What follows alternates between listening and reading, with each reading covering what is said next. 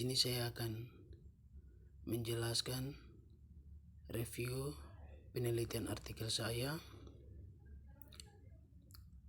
Kita masuk saya langsung di judul artikel, Capital Structure Theory, penulis dan tahun Kavous Ardalan 2017. Di sini ada abstrak, pendahuluan, dan hasil. Di sini saya akan saya langsung membacakan hasilnya. Bukti Modigliani dan Miller 1958 tentang teori ketidakrelevan struktur modal didasarkan pada serangkaian asumsi yang tidak realistis dan bertentangan dengan asumsi utama keuangan arus utama.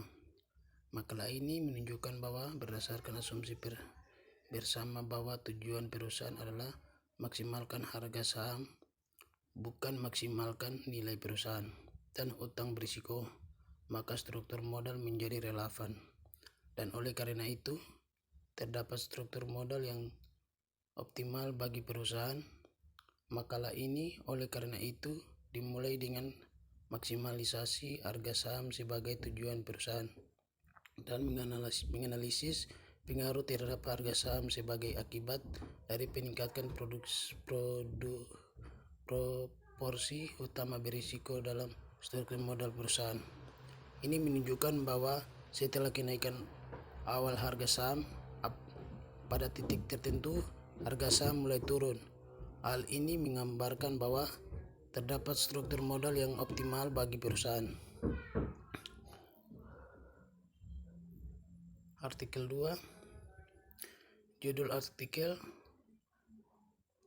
The Capital Structure. Penulis dan tahun A. D'Angelo, H. D'Angelo 2002. Seperti biasa di sini ada abstrak, pendahuluan, dan hasil. Di sini saya akan saya langsung membaca hasilnya saja. Intinya, cara berpikir yang masuk akal secara empiris tentang struktur modal. Tabel 1 memberikan ringkasan prinsip-prinsip untuk analisis struktur modal yang muncul dari argumen dalam makalah ini. Saya melihat prinsip-prinsip tersebut dalam dua cara yang saling melengkapi. Pertama, mereka adalah konsep inti untuk berpikir tentang struktur modal yang saya ingin siswa bawa dari kelas keuangan perusahaan. Kedua, mereka memberikan dasar untuk sebuah teori yang tidak hanya menjelaskan fakta-fakta utama yang terdokumentasi sebelumnya, tetapi akan bergerak melampaui modal dasar untuk menjelaskan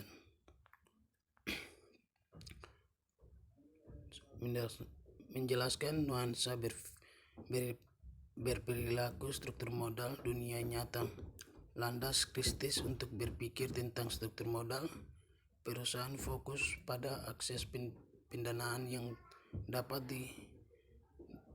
diandalkan daripada mengoptimalkan sempurna utang-utang, karena manajer tidak memiliki pengetahuan bahkan perkiraan kasar dari modal optimal yang benar. Secara empiris relevan struktur modal, namun tidak ada keraguan bahwa pendanaan diperlukan untuk mengisi.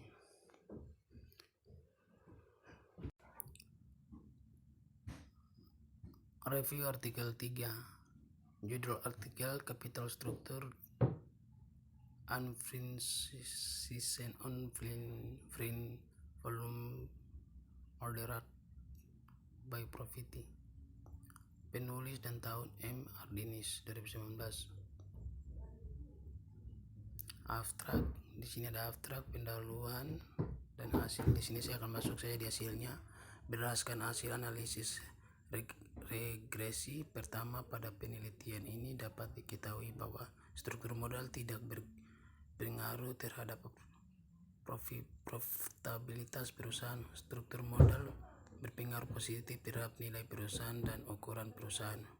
Pengaruh positif terhadap nilai perusahaan dari hasil analisis regresi kedua. Pada penelitian ini dapat diketahui bahwa probabilitas tidak berpengaruh terhadap nilai perusahaan, dan dari hasil analisis dengan menggunakan diagram jalur diketahui bahwa probability tidak mampu memediasi pengaruh antara struktur modal dan nilai perusahaan. Artikel 4, judul artikel Type of Capital Structure on Initial Profitability of the Finish. Penulis dan tahun S. Nasar 2019. Di sini ada abstrak, pendahuluan, hasil. Saya masuk di hasilnya. Tabel 1 memberikan rincian statistik deskriptis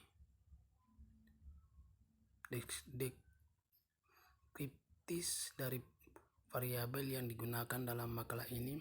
Baris pertama tabel menunjukkan rata-rata variabel yang meliputi debt ratio, their earning per SFS, return on asset ROA, dan return on equity ROE.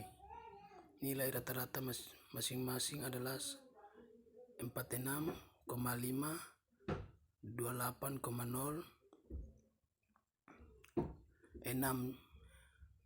19,4, 4,55 dan 7,881. Review artikel 2. Judul artikel Determinants of Capital Structure Complexity. Penulis dan tahun S. Orlova JT April 2020. Seperti biasanya di sini ada abstrak, pendahuluan, dan hasil. Di sini saya akan membacakan hasilnya. Studi ini berkontribusi pada literatur struktur modal dengan memperluas gagasan heterogenitas